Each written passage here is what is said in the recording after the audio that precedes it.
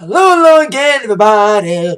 Zack Attack is here by Atak Sportz for this Monday, January 18th, 2016, MLK Day edition.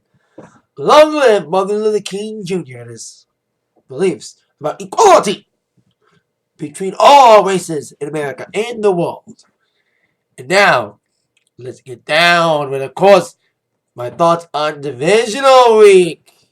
The two games in each conference to determine who would make it to the NFC and AFC championship games.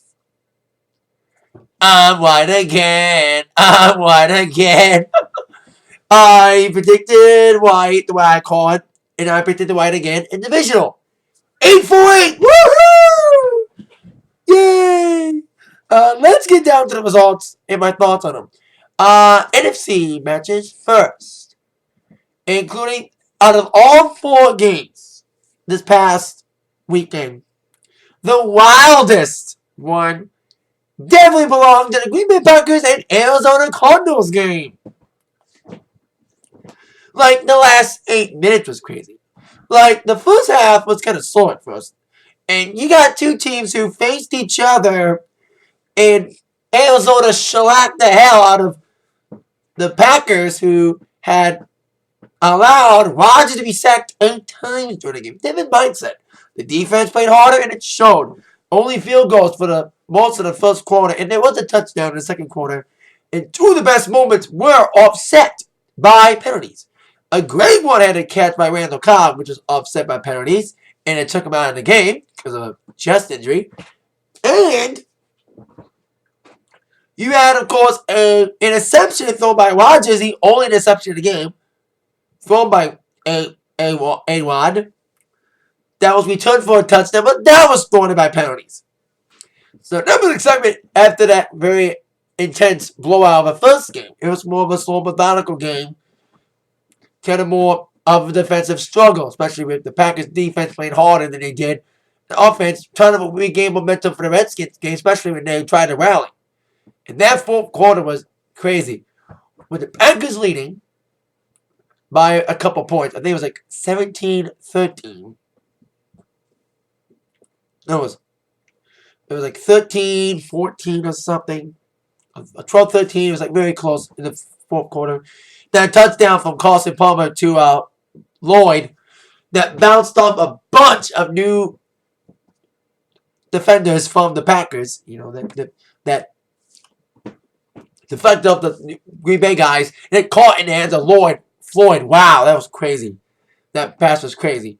Then, Hail Mary part 2. Rodgers, last seconds of the game, he did one long pass to Janis, but then, of course, the biggest pass of all, with no time left and no infamous face mask call, like what happened during the Lions Hail Mary. Rodgers do it, bang, called by Janis, went to overtime. And, of course, the coin flip. Everyone's still talking about the coin flip, with the coin not even flipping. Cardinals received the ball, and it was all about Larry Fitzgerald. Hail Mary, how about Hail Larry? He had a great game. Caught some big passes, of course, the passes that counted. The long 70-yard one that led to the Cardinals touchdown in overtime, leading to them heading off to the NFC Championship game. Even a lot of people debating about the overtime rules and NFL playoffs after that. He even claimed Matthews wants it to go to college rules. Have each team start from 25 like they do in college. But the fact remains, now this is the second time that the Packers have lost in overtime in an NFC playoff game.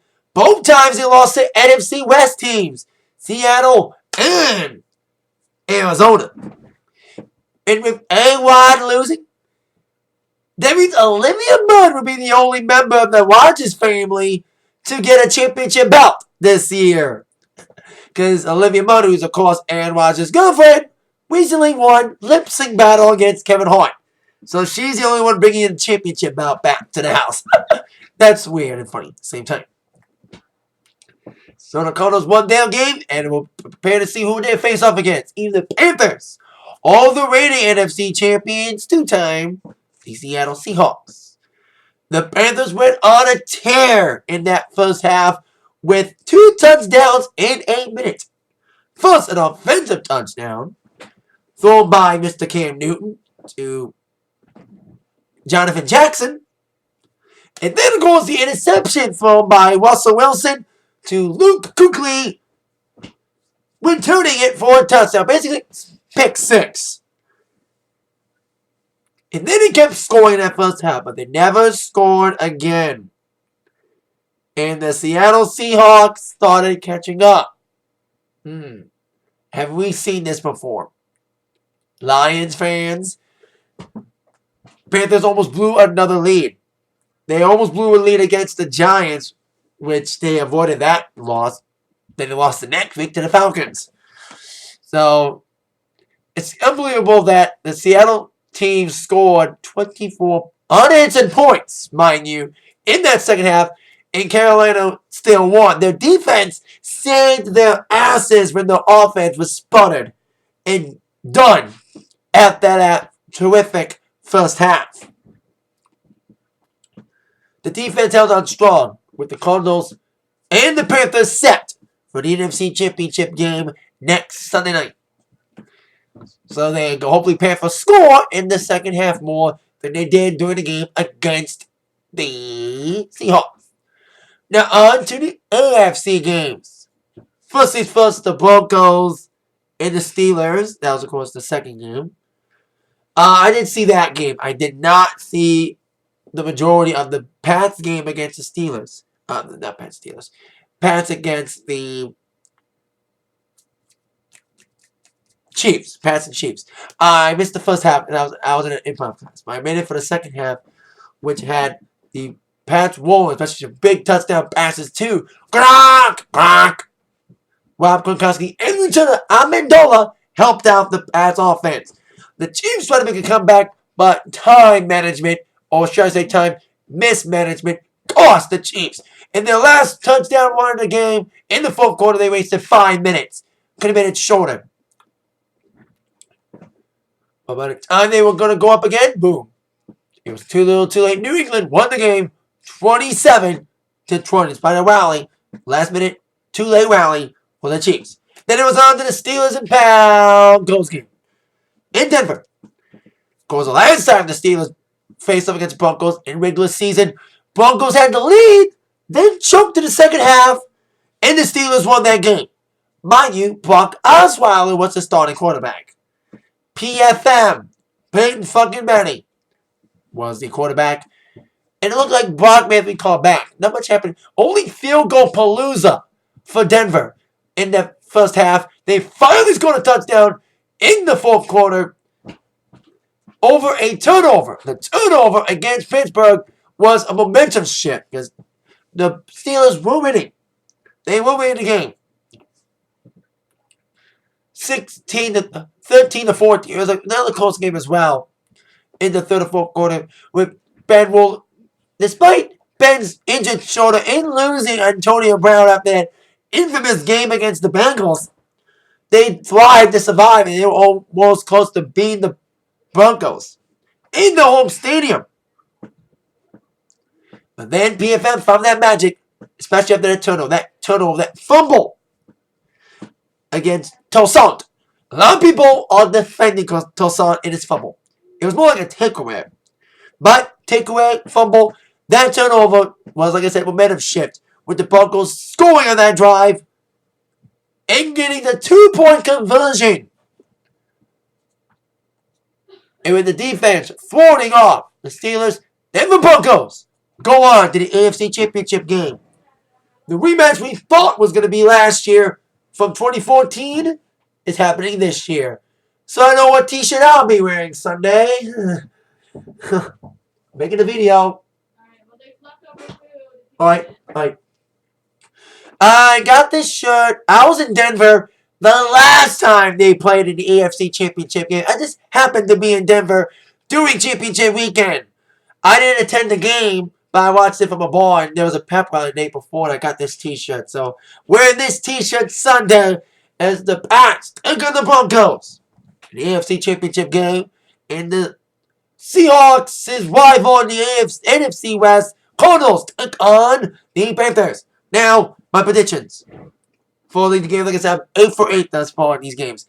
I predicted all the rated teams would win the wild card games. I was right on those. And I was right on the home team winning the divisional games. So, predictions for the championship games, who I think is going out of the Super Bowl. I predict, this is a tough one. Thanks for that Sports Center noise. Pats, Panthers. I say Pats because I love Peyton Manning. I'm a big Bucco guy, but I'm a Pat guy too. New England is at full strength with mostly full strength with Amendola back, Gronk back, and they scored more. They scored touchdowns more. Broncos cannot win a game by field goals. They only scored one touchdown in that game against the Steelers. They only scored field goal for the most part. You can't win a game over field goals. So that's why I picked the Pats over the Broncos. And the Pats will get revenge after losing in Denver. I know last time they fought in the championship game in Denver, Denver won. But that was different. So then we got the NFC game. I predict the Panthers will win. Yes, they didn't score that second half. But the offense is fast and the defense is fast too. Both teams will be a very intriguing matchup. I predict the Panthers will win out that game. So that's my prediction for Super Bowl. The two P teams. Pats, Panthers for Super Bowl 50. The game will be better than the halftime show. Sorry, Coldplay and Beyonce. Anyway, on with UFC news. Specifically, the results and my thoughts on UFC Fight Night last night following the divisional matchups on Sunday. I saw the last two prelim fights. I didn't see the first two. I was watching another show. We had, in the prelims, we had Ed Herman against Tim Both. That was a very fun physical fight with that big knee in the clinch. But Ed Herman had knocked down Bosch, and there was a very intense fight between those two guys with the ending there with Ed Herman winning with that big knee in the clinch. Then you had Patrick Cote, Ben Saunders. That was an okay fight, which led to a Patrick Cote TKO in the second round. With a Fury punch, he was just pounding on him. There he got back, like, Cote started striking Saunders, knocked him down, and referee stopped it. So there you go. On to the main card. Lightweight division, we have Francisco Trinaldo taking on Ross Pearson. It was a decent striking match for the most part. Good striking for both guys, with Francisco having a couple great knockdowns of Ross, which led to the Francisco victory, unanimous decision. And it was a decent way to start the card. The main card, very fun. Then you had the second fight, which is very most talked about besides the main event, for all the wrong reasons. In the heavyweight division, Travis Brown against Matt Mitrione. Matt's eye in the eye poke. Oh, God. A lot of controversy about Travis Brown and his eye pokes. And the eye on Matt Mitrione was the most gruesome eye injury. Even more gruesome than when Josh Koscheck got his eye swollen after a fight with GSP 6 years ago. I was like, holy shit. And it was okay. It was an okay striking match with Brown getting a DKO in the end with a big punch, knock him down and stuff. But it was what is me when they're smacking like little girls out there. For the most part. It was okay heavyweight fight. More about a controversial eye pokes from Travis Brown. A match with his eye was swollen. Big time. That was bad. Bad injury. It's like, ugh. We had a camera on him. I was like, oh my god. Memes commence with Death Star references and stuff. Now, co-main event. Anthony Pettis against Eddie Alvarez. I'm talking about fight not to lose fight. This kind of was a fight not to lose fight. None of these guys deserve a title shot right now. I am sorry. Especially Pettis. Or ever. Like, either guy. They're having an exciting performance. You know, I know like the two of the best guys. It was a thinking man's fight. They're more methodical than anything. But if you are two of the top 5 ranked guys in the lightweight division, and lightweight champions looking for a new contender after beating Donald Cerrone, you would look at these two guys and live an awesome fight to prove their point. That one of them should be the ones to face off against Rafael Dos Anjos, especially Pettis. But none of these guys deserve a shot because they didn't show it. They didn't fight aggressively. Because it was a split decision. I always say this about split decisions sometimes. If the decision is split, they didn't do shit. Not the main event though, but still. So yeah, Eddie Alvarez winning by split decision. He could have won the 5th round. It was kind of too close to call because no guy was controlling it. It was okay striking some takedown stuff. But Alvarez is not this of a shot. Until he puts an exciting performance in. I always say that sometimes. I look at guys who get title shots after boring fights. I'm like, that guy doesn't deserve a shot. He didn't deserve it because he didn't show he deserved it in that fight.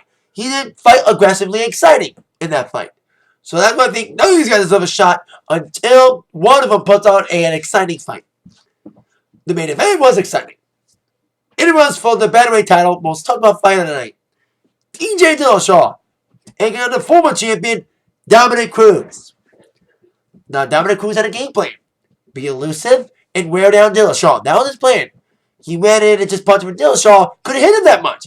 If you look at the fight, Dillashaw had like a couple hits on him, but Cruz would just punch him, boom back. He was elusive. Dillashaw couldn't hit him.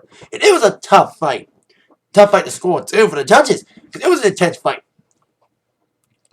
You know, great takedown defense from Dillashaw. Like, Cruz tried to take him down a couple times, but Dillashaw had some great takedown, but he did some takedown defense and takedown executed, though. And I was looking at the fight, and I was like, I thought Dillashaw was going to win. Because Cruz is going to fall like what happened with Carlos Condit. Carlos Condit in the fight against Lawler, which a lot of people thought Condit should have won. Condit didn't win because he didn't have the champion in any danger. That's how I thought Cruz was going to lose. Despite Cruz coming aggressively with his elusive game plan, I thought he didn't do enough to put the champion in any danger. That's why I thought Dillashaw was going to retain. So we got the results. Split decision. And new champion, Dominic Cruz. Wow. Interesting. That Cruz won split decision. You know, I know he's a former champ and all, and I think he may want to fight Uriah Faber again after calling him out in that post-match interview, but a lot of people thought Dillashaw should have won. And Dillashaw got whopped. There will be a rematch. There will be a rematch because it was a split decision. And it was debatable, at best. So we'll see what happens if they have a rematch. And that was the fight of the night. And Ed Hillman won Performance of the Night bonus along with Luke Sanders. One last little UFC blip. UFC big cards coming up with UFC 197 with Holm against Tate and Rafael Dos Anjos defending his title against, of all people, featherweight champion Conor McGregor. Now, a match we won't see a lot soon will be Holm and Rousey. The anticipated fight that was supposed to be at UFC 200 would not happen. But Ronda Rousey still wants a rematch against Holly Holm sometime this year. She still wants a fight. Saying that they haven't told me an exact date or location or anything yet. She said according to TMZ. But she is hoping to get a rematch against Holm later this year if Holm can hold on against Miesha Tate. So there you go. Now, for this lengthy attack line, lengthy attack sport, let's get to my Raw preview for tonight. First Raw of the week, and of course, last Raw before the Rumble. Top 5 questions must be answered tonight. Question number 5.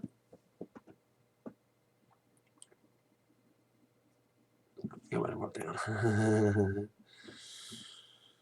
I was the top 4. Oh, yeah, top 5.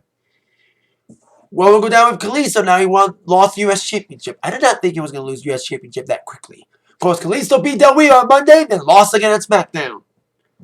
Wow, then he was going to lose within a 3-day process. Or in a 1 day because it was taped on Tuesday. So I think Kalisto making a rematch against Del Rio at the Rumble. We shall see if that match gets made tonight or not. And see how he does with... It was cool that he won. It was an upset that he won. You know, he's not a star yet, but he's on the rise. I'm glad he's getting a big push with Sin Cara out. Question Number 4, we'll go down with the Social Outcast tonight. Man, they got a win on SmackDown recently. In an 8-man tag. And they're more over than League of Nations. I'm sorry, I like them. Adam Rose, Curtis Axel, Bo Dallas, and Heath Slater. So we'll see how they do this week and get their momentum up, especially before the Rumble.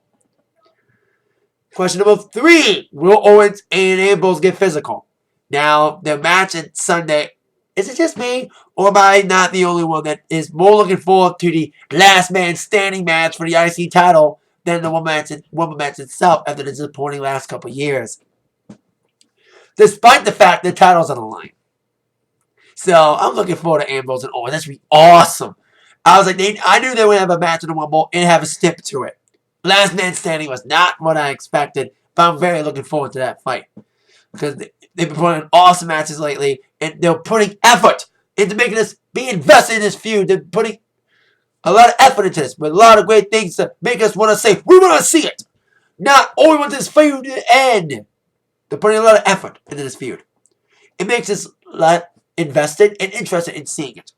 They're doing an awesome job of this with these two guys. They're not fucking it up thus far.